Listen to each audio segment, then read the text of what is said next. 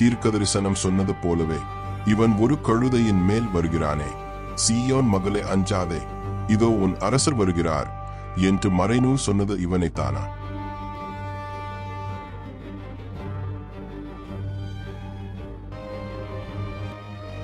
மரியா, நினைத்து பார்க்கிறாயா? அன்று உன் மகனை தொலைத்து விட்டு 3 நாட்களுக்கு பிறகு தேடி கண்டுபிடித்து விட்டாய். ஆனால் ஏன் பயப்படுகிறாய்?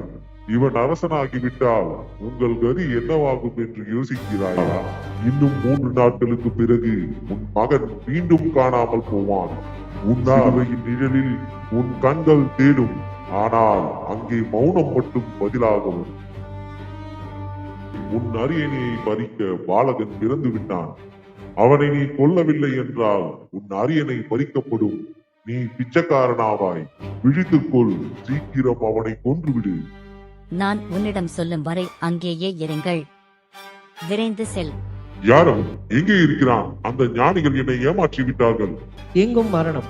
சாத்தானின் சிரிப்பு ஏரோதின் அரண்மனையில் எதிரொலித்தது.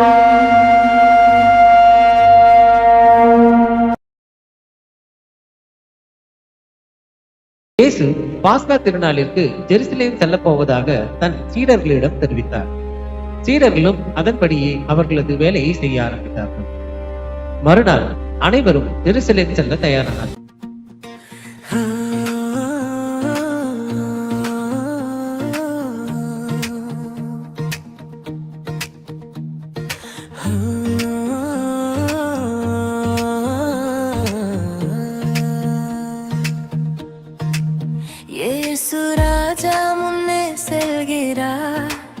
வெற்றி கொடியை உயரும் பரா கைதூக்கி இன்று நாமும் செல்வோம். கருணை வழியில் கூடிச் செல்வோம். ஓசன்னா கீதம் பாடுவோம், இணைந்து உற்சவம் ஆடுவோம். இயேசு ராஜா வாழ்த்துவோம், வேகம் சென்றிடுவோம், வேகம் சென்றிடுவோம். ஓசன்னா கீதம்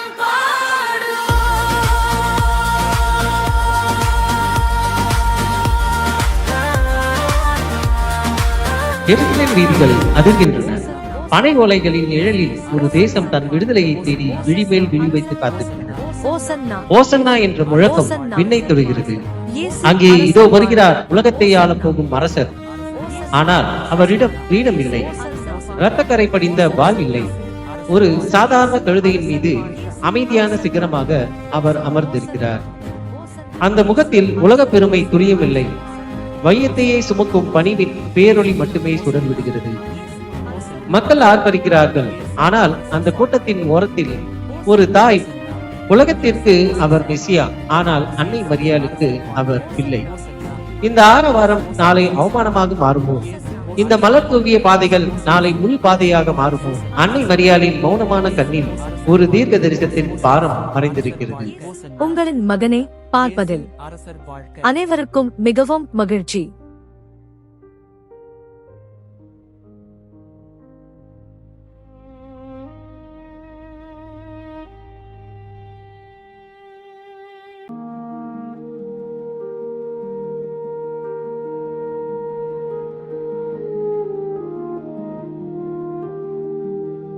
நாசரேத் கிராமம். மெல்லிய காற்றும் அங்கே இறைவனின் இறைப்பை பறைசாற்றிக் கொண்டிருந்தன. அந்த கிராமத்தின் ஒரு எளிய இல்லத்தில் தச்சனாகிய யோசேப்பிற்கும் தூய்மையான உருவமான மரியாளுக்கும் திருமணம் நிச்சயம் முடிந்திருந்தது. இருவரின் வாழ்விலும் ஒரு புதிய வசந்தம் மலர காத்திருந்த வேளை, அருள் நிறைந்தவளே வாழ்க, ஆண்டவர் உன்னோடு இருக்கிறார், பெண்களுக்குள் ஆசை பெற்றவர் நீரே. நீர் சொல்வதன் பொருள் என்ன? ஒரு சாதாரண பெண்ணான எனக்கு இந்த வாழ்த்து எப்படி தகும்? என் உள்ளம் கலங்குகிறதே. மரியாதே, அஞ்சாதே, கடவுளின் அருளை நீர் கண்டடைந்துள்ளீர். இதோ நீர் கருவுற்று ஒரு மகனை பெறுவீர், அவருக்கு இயேசு என்று பெயரிடுவீர். அவர் உன்னத கடவுளின் மகன் எனப்படுவார். அவரது ஆட்சிக்கு முடிவே இருக்காது. இது எப்படி சாத்தியம்? நான் ஒரு கன்னியாயிற்றே. புருஷரை அறியாத எனக்கு இது எப்படி நிகழும்? தூய ஆவி உம்மீது வரும், உன்னத கடவுளின் வல்லமை உம்மை நிழலிடும். பிறக்கப் போகும் குழந்தை புனிதமானது, இறைமகன் எனப்படுவார். நினைவில் வையும் மரியா, கடவுளால் இயலாதது ஒன்றுமில்லை. இதோ நான் ஆண்டவரின் அடிமை, உமது வார்த்தையின்படியே எனக்கு ஆகட்டும். மரியாள் இறைதூதர் வழியாக கருவுற்ற செய்தி யோசேப்பிற்கு தெரிந்தபோது அவர் ஒரு நீதிமானாக இருந்ததால் மரியாளை பகிரங்கமாக அவமானப்படுத்த விரும்பவில்லை. அவர் மரியாளிடமிருந்து ரகசியமாக விலகிவிட எண்ணினார். குழப்பங்களின் சூழலில் கண்ணீரோடு உறக்கத்திற்கு சென்றார் யோசேப்பு. அந்த இருண்ட இரவில்தான் விண்ணகத்தின் தூதுவர் அவர் கனவில் தோன்றினார். யோசேப்பே, அஞ்சாதே, மரியாவை உன் மனைவியாக ஏற்றுக்கொள்ள தயங்காதே. தேவதூதரே, இது எப்படி சாத்தியம்? உலகம் அவளை பழிதுற்றுகிறதே. உலகத்தை பார்க்காதே. அவள் சுமந்திருப்பது மனிதனின் செயலல்ல, பரிசுத்த ஆவியின் அற்புதம்.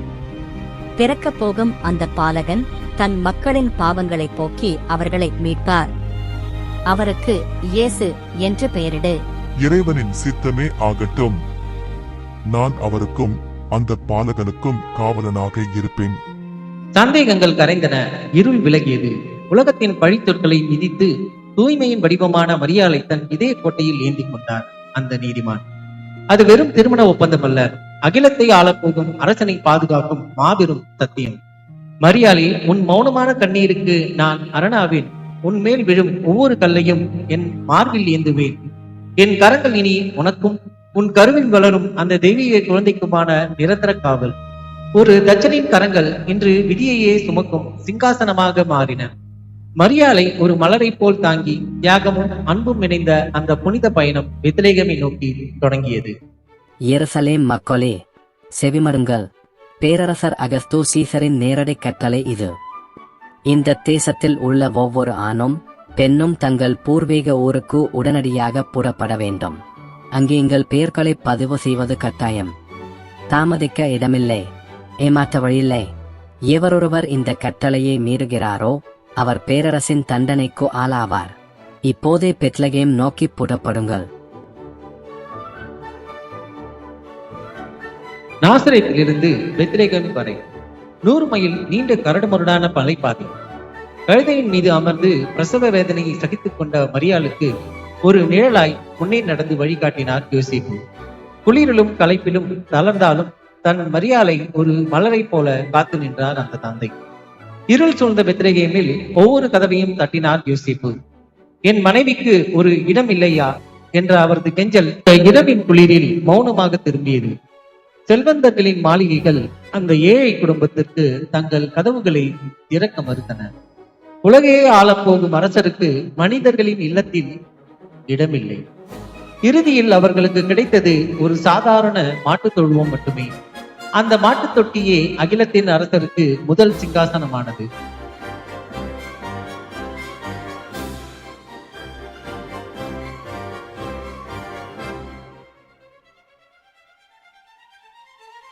வானத்தில் ஏதோ அதிசயம், என்ன அது? அஞ்சாதீர்கள், இதோ எல்லா மக்களுக்கும் மிகுந்த மகிழ்ச்சியூட்டும் நற்செய்தியை உங்களுக்கு அறிவிக்கிறேன். இன்று தாவீதின் ஊரில் உங்களுக்காக ஒரு மீட்பர் பிறந்திருக்கிறார். அவரே ஆண்டவராகிய மெசியா. துணிகளில் சுற்றப்பட்டு தீவனத் தொட்டியில் கிடத்தப்பட்டிருக்கும் ஒரு குழந்தையை நீங்கள் காண்பீர்கள். இதுவே உங்களுக்கு அடையாளம். கீழ்திசை நாடுகளில் வானசாஸ்திரத்தில் சிறந்த 3 ஞானிகள் அந்த ஒளியை கண்டனர்.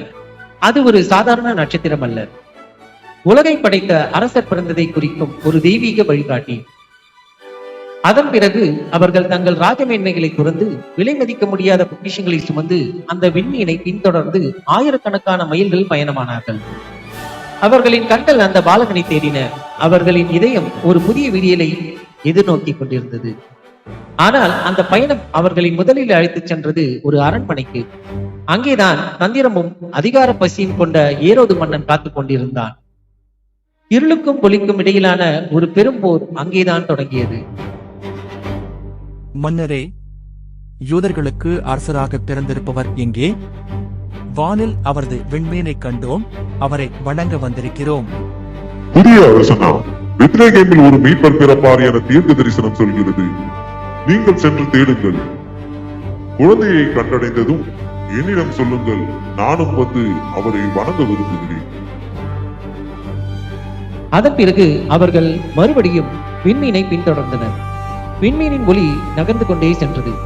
இறுதியாக ஒரு எளிய மாட்டுத் தொழுவத்தின் மேல் வந்து நின்றது. அரண்மனையை தேடி வந்த ஞானிகள் ஓர் ஏழ்மையான குடிலின் முன்னால் வந்து நின்றனர். உள்ளே நுழைந்த அவர்கள் கண்டது வைர கிரீடம் இல்லாத வைக்கோல் மீது கிடத்தப்பட்டிருந்த ஒரு பாலகனை. அந்த புன்னகையில் அகிலத்தின் ஒளியை கண்ட ஞானிகள் தங்கள் ராஜமேன்மைகளை மறந்து அந்த பாதங்களில் விழுந்து வணங்கினர். தங்கள் பொக்கிஷங்களை திறந்து பொன், தூபகற்பம் மற்றும் வெள்ளை போலம் ஆகியவற்றை தியாகத்தின் அடையாளமாக சமர்ப்பித்தனர்.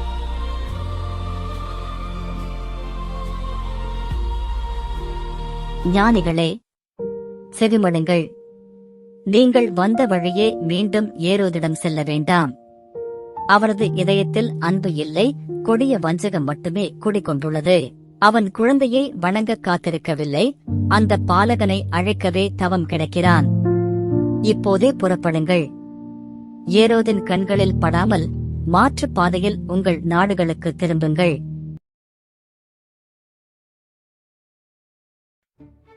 நாட்கள் நகர்ந்தன. பாலகன் இயேசு பிறந்து 40 நாட்கள் கடந்தன. யூதகுல வழக்கப்படி குழந்தையை இறைவனுக்கு அர்ப்பணிக்க மரியாளும் யோசேப்பும் எருசலேம் தேவாலயத்திற்கு வந்தனர். அங்கே வாழ்நாள் முழுவதும் மீட்பருக்காக காத்திருந்த சீமோன் எனும் முதியவர் அந்த பாலகனை கண்டார். தன் நடுக்கமற்ற கரங்களில் அந்த தெய்வீக குழந்தையை ஏந்தியவர் கண்ணீர் மல்க வானத்தை நோக்கி பார்த்தார்.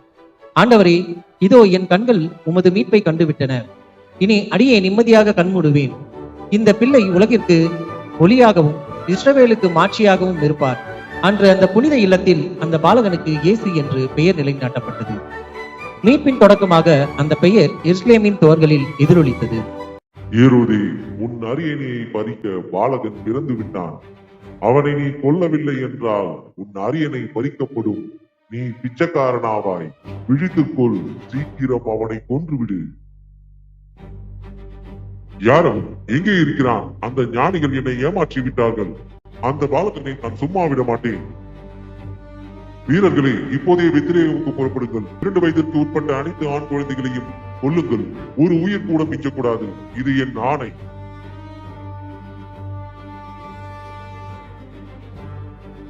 அமைதி நிலவிய பெத்லகேம் வீதிகள் மரண ஓலத்தால் அதிர்ந்தன. ஏரோதின் வாள்கள் இரக்கமின்றி சுழன்றன. மரியாளின் பாலகனை தேடி அங்கிருந்த ஆயிரக்கணக்கான பிஞ்சு உயிர்கள் பறிக்கப்பட்டன. தாய்மார்களின் மடியிலிருந்து குழந்தைகள் பிடுங்கப்பட்டனர். பால்மனம் மாறாத பாலகர்களின் ரத்தம் மண்ணில் ஆராய் ஓடியது. ஒரு சிங்காசனத்தை காக்க ஒரு ஊரே சுடுகாடானது. எங்கும் அழுகுரல், எங்கும் மரணம். சாத்தானின் சிரிப்பு ஏரோதின் அரண்மனையில் எதிரொலித்தது. யோசேப்பே, விழித்துக்கொள், தாமதிக்க நேரமில்லை. இப்போது எழுந்து குழந்தையையும் மரியாளையும் அழைத்துக் கொண்டு எகிப்திற்கு தப்பி ஓடு. ஏரோதின் வாள்கள் பெத்லகேமை நெருங்கிவிட்டன. அந்த பாலகனை கொல்ல அவன் வெறிபிடித்து தேடுகிறான். நான் உன்னிடம் சொல்லும் வரை அங்கேயே இருங்கள். விரைந்து செல். பெத்லகேமின் மரண ஓலங்கள் பின்னால் தேய அடர்ந்த காடுகளின் இருளுக்குள் அந்த புனித குடும்பம் புகுந்தது. கழுதையின் மீது அமர்ந்து தன் உயிரிலும் மேலான பாலகனை தன் மார்போடு அணைத்துக் கொண்டார் மரியா. காட்டின் ஒவ்வொரு சலசலப்பும் ஏரோதின் வீரர்களோ என்ற அச்சத்தை தந்தது. கரடுமுரடான கற்கள், முட்கள் நிறைந்த புதர்கள், எதற்கும் அஞ்சவில்லை யோசேப்பு. ஒரு கையில் கழுதையின் கயிற்றை பற்றி கொண்டு மறு கையில் 3 கோலோடு அந்த இருண்ட காட்டில் மரியாளுக்கு வழிகாட்டியாய் முன்னே நடந்தார். உலகத்தையே படைத்தவர் இன்று ஒரு கழுதையின் மீது அகதியாய் சுமத்தப்படுகிறார். காடுகள் கடந்தன, அச்சங்கள் விலகின. ஏரோதின் வாளுக்கு எட்டாத தூரத்தில் அந்த புனித குடும்பம் ஒரு படகில் ஏறியது. அலைகளின் ஓசைக்கு நடுவே தன் மார்போடு பாலகனை அணைத்தபடி மரியா அமர்ந்திருக்க ஒரு காவற்காரனாய் படகின் முனையில் நின்றார் யோசேப்பு. அந்நிய மண்ணில் எகிப்தின் நிழலில் ஏரோதின் அதிகாரம் அழியும் வரை அவர்கள் காத்திருந்தனர். உலகத்தையே படைத்தவர் ஒரு படகில் அகதியாய் பயணித்த அந்த தருணம் மனுக்குல வரலாற்றின் மிக உன்னதமான தியாக பயணமாக மாறியது. எகிப்தின் மணல் பரப்பில் அந்நிய மண்ணின் நிழலில் அந்த புனித குடும்பம் ஒதுங்கியது. ஏரோதின் அதிகாரம் அங்கே செல்லாது. அங்கே கழித்த ஒவ்வொரு நாளும் ஒரு மகா தியாகத்தின் சாட்சியமானது. எகிப்தின் நைல் நதிக்கரையில் தன் மகனை அணைத்துக் கொண்டு மரியா அமர்ந்திருக்க ஒரு காவலனாய் யோசேப்பு தன் உழைப்பை தந்தார். காலம் கனிந்து ஒரு புதிய விடியல் பிறக்கும் வரை அந்த புனித குடும்பம் பொறுமையோடு அங்கே காத்திருந்தது.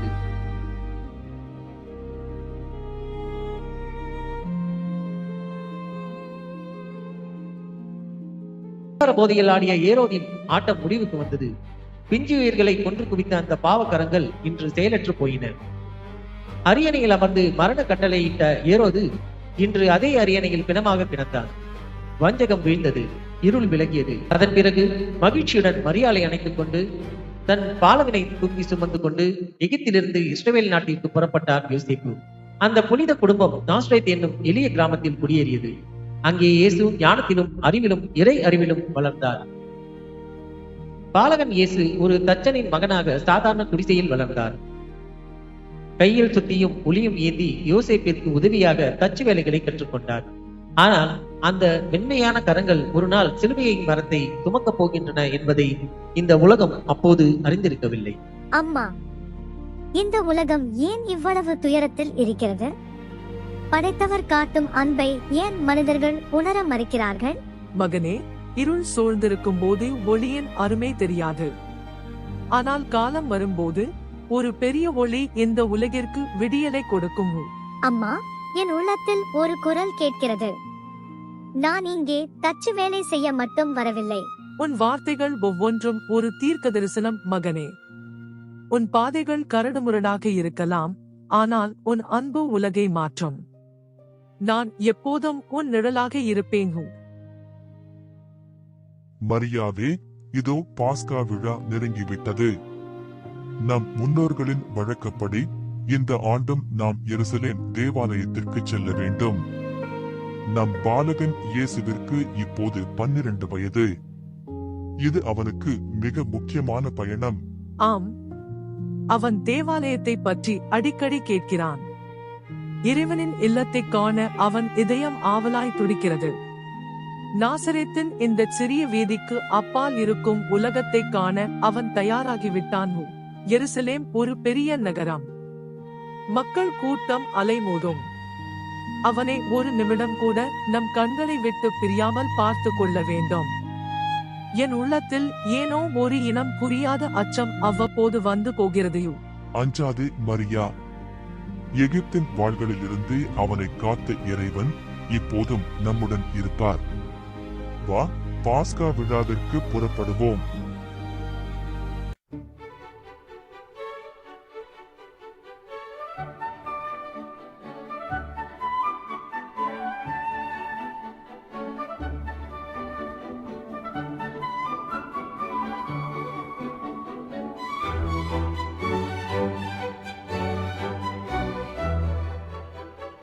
இதோ அந்த தூரத்து மலைகளை பார்.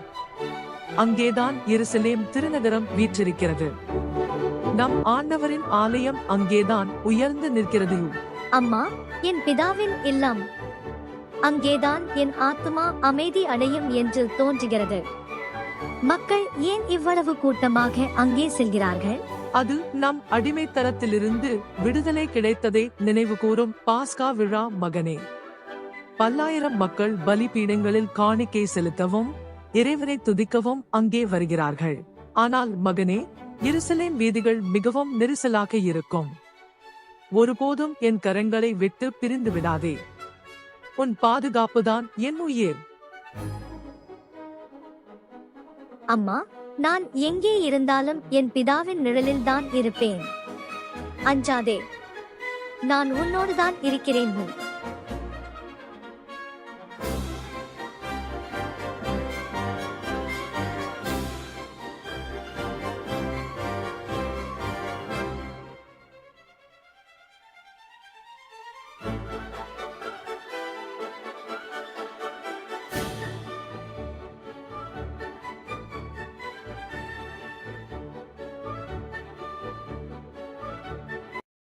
யோசேப்பு, என் பிள்ளை எங்கே? விடியும் வரை அவனுடன் இருந்தேனே. உறவினர்களோடு வருவான் என்று நம்பி ஒரு நிமிடம் கவனக்குறைவாக இருந்து விட்டேனே. என் பாலகன் பசியோடு எங்கே தவிப்பானோ? மரியாளே, கலங்காதே. உன் கண்ணீர் என் இதயத்தை வதைக்கிறது. நம் மகன் சாதாரண சிறுவன் அல்ல, அவன் ஞானத்தின் பிறப்பிடம். எகிப்தின் வாள்களிலிருந்து அவனை காத்த தேவன் இப்போதும் அவரோடு இருப்பார். 2 நாட்களாகிவிட்டன யோசேப்பு. ஒவ்வொரு சத்திரத்தின் வாசலிலும் அவன் முகம் தெரியுமா என்று தேடினேன். யாரும் பதில் சொல்லவில்லையே. அந்த பிஞ்சு முகத்தை நான் பார்க்காமல் என் உயிர் பிரியாது. இறைவா, என் மகனை திருப்பித் தந்துவிடு. இதோ பார் மரியா, அவன் காணாமல் போகவில்லை, ஏதோ ஒரு பெரும் காரணத்திற்காக தங்கியிருக்கிறான். என் உள்ளுணர்வு சொல்கிறது, அவன் ஒருவேளை தேவாலயத்தில் இருக்கக்கூடும். வா, அங்கே சென்று பார்ப்போம். மறைநூலில் எழுதியுள்ளபடி கல்வாரி பலி என்பது ஒரு ஆரம்பம் மட்டுமே. இறைவனின் அன்பு சட்டங்களுக்கு அப்பாற்பட்டது. அவர் பலியே அல்ல, இரக்கத்தையே விரும்புகிறார். இதோ ஒரு புதிய விடியல் நெருங்கிவிட்டது. மகனே, ஏன் எங்களுக்கு இப்படி ஒரு வேதனையை தந்தாய்? உன் தந்தையும் நானும் உன்னை தேடி 3 நாட்களாக இரத்த கண்ணீர் வடித்தோமே. ஒரு சிறுவன் தன் பெற்றோரை விட்டு இப்படி தனியாக பிரியலாமா? உன் உள்ளத்தில் என்னதான் நினைத்துக் கொண்டிருக்கிறாய்? ஏன் என்னை தேடி அலைந்தீர்கள்? நான் என் பிதாவுக்குரிய பணிகளில் ஈடுபட்டிருக்க வேண்டும் என்பது உங்களுக்கு தெரியாதா?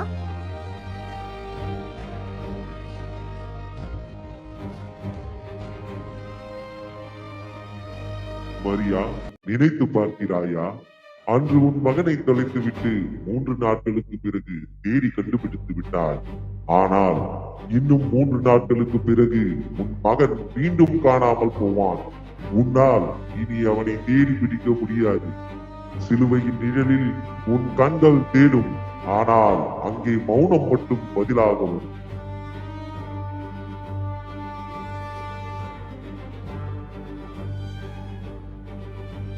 தீர்க்கதரிசனம் சொன்னது போலவே இவன் ஒரு கழுதையின் மேல் வருகிறானே. சீயோன் மகளே அஞ்சாதே, இதோ உன் அரசர் வருகிறார் என்று மறைநூல் சொன்னது இவனைத்தானா? ஏன் பயப்படுகிறாய்?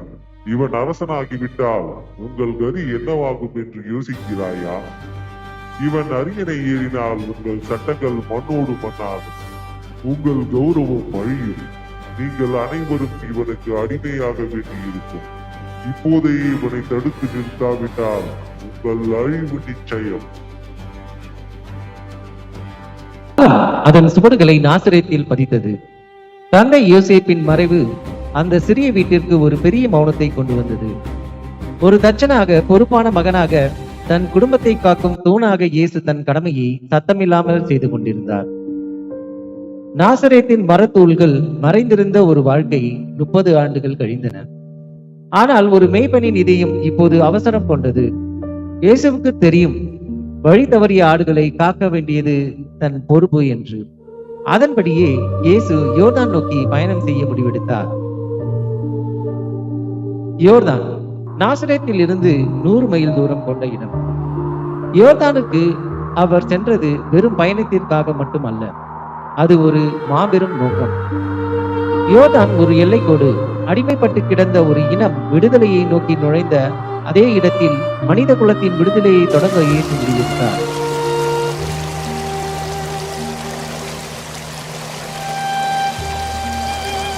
யோவான் இயேசுவுக்கு சுமார் 6 மாதங்களுக்கு முன்பே பிறந்தவர்.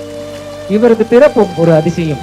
வயதான காலத்தில் சக்காரியா எலிசபெத் தம்பதிக்கு பிறந்தவர். இவர் இயேசுவின் உறவினர் ஆவார். இவர் ஒரு தீர்க்கதரிசி. வனாந்தரத்தில் வாழ்ந்தார். மனம் திரும்புங்கள், பரலோக ராஜ்யம் சமீபத்தில் இருக்கிறது என்று பிரசங்கித்து மக்களுக்கு யோர்தான் நதியில் திருமுழுக்கு கொடுத்து வந்தார். மனம் திரும்புங்கள், ஏனெனில் விண்ணரசு மிக அருகில் வந்துவிட்டது. உங்கள் வஸ்திரங்களை அல்ல, உங்கள் இதயங்களை கிழித்துக் கொண்டு கடவுளிடம் திரும்புங்கள். நீங்கள் அபிரகாமின் சந்ததி என்று உங்களுக்குள்ளே சொல்லிக் கொள்ள வேண்டாம். இதோ மரங்களின் வேர் அருகே கோடாரி வைக்கப்பட்டிருக்கிறது. நல்ல கனி கொடாத ஒவ்வொரு மரமும் வெட்டப்பட்டு அக்னியில் போடப்படும். நான் உங்களுக்கு தண்ணீரால் திருமுழுக்கு கொடுக்கிறேன். ஆனால் எனக்கு பின் ஒருவர் வருகிறார். அவர் என்னை விட வலிமையுள்ளவர். அவருடைய பாதரட்சைகளை சுமக்க கூட எனக்கு தகுதி இல்லை. அவர் உங்களுக்கு பரிசுத்த ஆவியினாலும் நெருப்பினாலும் திருமுழுக்கு கொடுப்பார்.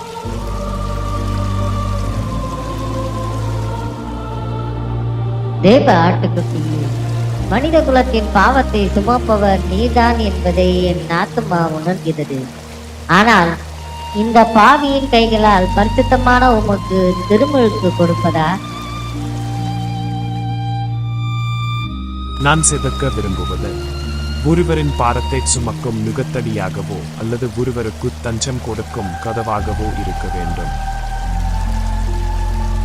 யோர்தான் நதிக்கரை ஒரு புதிய சகாப்தத்தின் விடியலை எதிர்நோக்கி நிற்கிறது.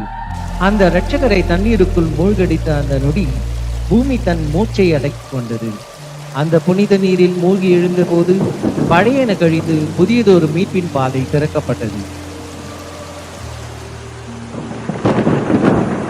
திடீரென்று இதுவரை மனித கண்கள் கண்டிராத ஒரு அதிசயம் நிகழ்கிறது. அடைக்கப்பட்டிருந்த வானத்தின் வாசல்கள் அதிரும்படி திறக்கப்படுகின்றன. மகா ஒளியின் நடுவே தேவ ஆவியானவர் ஒரு வெண்புறாவை போல இறங்கி வருகிறார். அந்த பரிசுத்த ஆவி இயேசுவின் மேல் தங்கி அவரை தேவகுமாரனாக உலகிற்கு அடையாளம் காட்டுகிறது. இவர் என் நேசகுமாரன், இவரில் நான் மிகவும் பிரியமாயிருக்கிறேன்.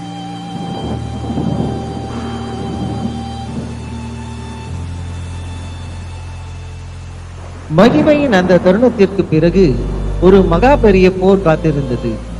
தேவ தூதர்கள் இயேசுவை அந்த நதிக்கரையிலிருந்து மனித நடமாட்டமற்ற காய்ந்து கருவாடாய் கிடக்கும் வனாந்திரம் நோக்கி அவர் வழிநடத்தப்படுகிறார். இது ஒரு அரசனின் பயணம் அல்ல, இது ஒரு மீட்பரின் பலிபீட பயணம். 40 நீண்ட பகல்கள், 40 கடும் இரவுகள். சுட்டெரிக்கும் கதிரவன் அவர் மேனியை வாட்டுகிறது. உறைய வைக்கும் பனி இரவு அவர் எலும்புகளை துளைக்கிறது. ஒரு சொட்டு தண்ணீரும் இல்லை, ஒரு சிறு அப்பத்துண்டும் இல்லை.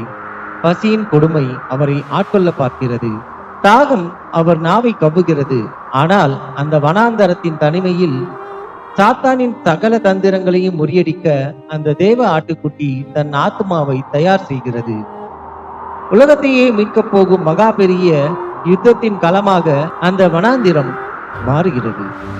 40 நாட்கள் இறுதியில் இயேசுவின் சரீரம் மரணத்தின் விளிம்பில் மிக கடுமையாக சோர்ந்து போயிருந்தது.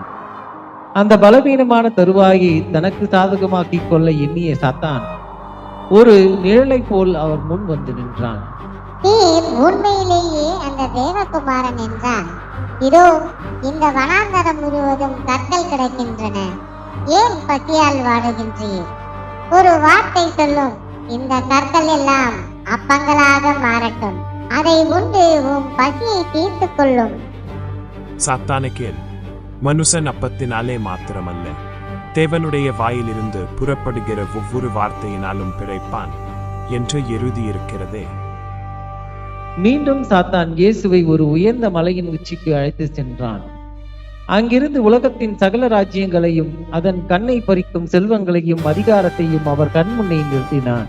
இந்த உலகமும் அதன் அதிகாரமும் இதன் செல்வமும் இதன் மகிமை எல்லாம் என் கையில் கொடுக்கப்பட்டிருக்கிறது. இதோ பார், கண்ணு கட்டிய தூரம் வரை தெரியும் இந்த ராஜ்யம் அனைத்தும் உமக்கு தருகிறேன். நீ செய்ய வேண்டியது ஒன்றே ஒன்றுதான். என் காலடியில் விழுந்து என்னை ஒரு முறை வணங்கு. உனக்கு இந்த உலகம் முழுவதையும் ஆள்வதற்கான ராஜாவின் அதிகாரத்தை நான் தருகிறேன். அப்பாலே போ சாத்தானே, உன் தேவனாகிய கர்த்தரை பணிந்து கொண்டு அவர் ஒருவருக்கே ஆராதனை செய்வாயாக என்று வேதம் சொல்லுகிறது. மூன்றாவது முறையாக சாத்தான் இயேசுவை மிக உயரமான கோபுரத்தின் உச்சிக்கு கொண்டு சென்று அவரது விசுவாசத்தை சோதிக்க துணிந்தான். நீ வேதத்தை பேசுகிறீர் அல்லவா? இதோ இங்கிருந்து கீழே குதியும். அவர் உம்முடைய தூதர்களுக்கு கட்டளையிடுவார். உமது கால் கல்லில் இடாதபடிக்கு அவர் உம்மை தாங்குவார்கள் என்று எழுதியிருக்கிறதே. உம் தேவன் உம்மை காப்பாற்றுவாரா என்று பார்ப்போம். குதியும் குதியும். மீண்டும் எழுதியிருக்கிறது, சாத்தானே, உன் தேவனாகிய கர்த்தரை சோதியாதிருப்பாயாக. தோல்வியுற்ற சாத்தான் அலறிக்கொண்டு ஓடி மறைந்தான். சோதனைகளை வென்ற அந்த மாவீரனை கண்டு வானத்திலிருந்து தூதர்கள் இறங்கி வந்தார்கள். பசியால் வாடி சோர்ந்து கிடந்த இயேசுவுக்கு அவர்கள் பரலோகத்தின் உணவளித்து அவருக்கு பணிவிடை செய்தார்கள். வனாந்தரத்தின் 40 நாள் போராட்டத்தை முடித்து இயேசு மீண்டும் தன் சொந்த ஊரான நாசரேத்துக்கு திரும்புகிறார்.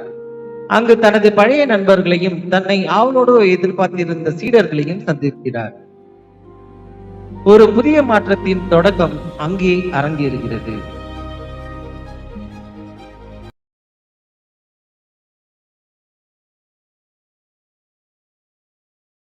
சில நாட்களுக்கு பிறகு நாசரேத்துக்கு அருகில் உள்ள கானா ஊரில் ஒரு கோலாகலமான திருவிழா விழா நடைபெறுகிறது.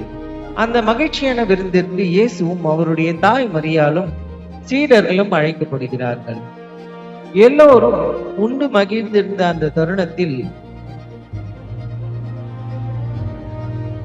ஒரு எதிர்பாராத நெருக்கடி ஏற்பட்டது. விருந்தினருக்கு பரிமாறப்பட்ட திராட்சை ரசம் தீர்ந்து விட்டது. பரிமாறுபவர்கள் திகைத்து நின்றார்கள். ஐயோ, ரசம் தீர்ந்து விட்டது, இனி என்ன செய்வது என்று அவர்கள் பதற, அந்த வீட்டின் உரிமையாளர் என்ன செய்வது என்று தெரியாது திகைத்து நின்றார். இந்த இக்கட்டான சூழலில் அவர்கள் இயேசுவின் தாயை சந்திக்கின்றார்கள். ஒரு பெரிய விபரீதம் நடந்துவிட்டது. பன்றியில் இன்னும் பாதி பேர் கூட பசியாறவில்லை. ஆனால் அதற்குள்ளாகவே திராட்சை ரசம் தீர்ந்துவிட்டது. இன்னும் சிறிது நேரத்தில் விருந்தினர்கள் ரசம் கேட்பார்களே. கலங்காதீர்கள், நான் இதோ என் மகனிடம் பேசுகிறேன். அவன் நிச்சயம் ஒரு வழி செய்வான். நீர் நிம்மதியாக இருங்கள்.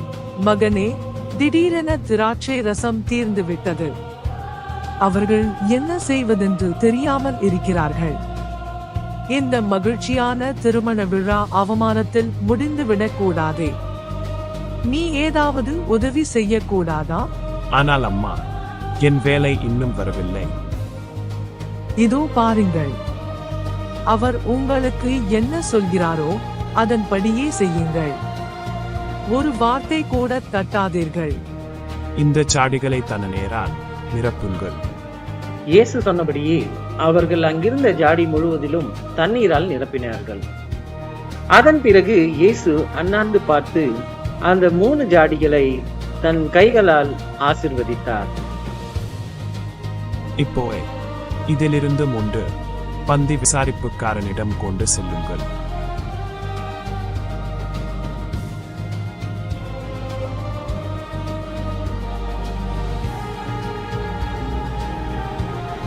என்ன அதிசயம் இது! எல்லாரும் முதலில் நல்ல திராட்சை ரசத்தை கொடுத்து ஜனம் திருப்தியடைந்த பின் தரம் குறைந்ததை கொடுப்பார்கள். ஏரோ, இவ்வளவு மேன்மையான சுவையுள்ள ரசத்தை இதுவரை மறைத்து வைத்து இப்போது கொடுத்திருக்கிறீரே, இதுவல்லவோ உலகிலேயே சிறந்த ரசம். தண்ணீர் திராட்சை ரசமாக மாறியது ஒரு எளிய குடும்பத்தின் கௌரவத்தை காக்க அந்த இரட்சகர் செய்த முதல் அற்புதம் இதுவே. இதை கண்ட சீடர்கள் அவர் மேல் பெரும் விசுவாசம் கொண்டு அவருடைய பாதையை பின்தொடர ஆரம்பித்தார்கள்.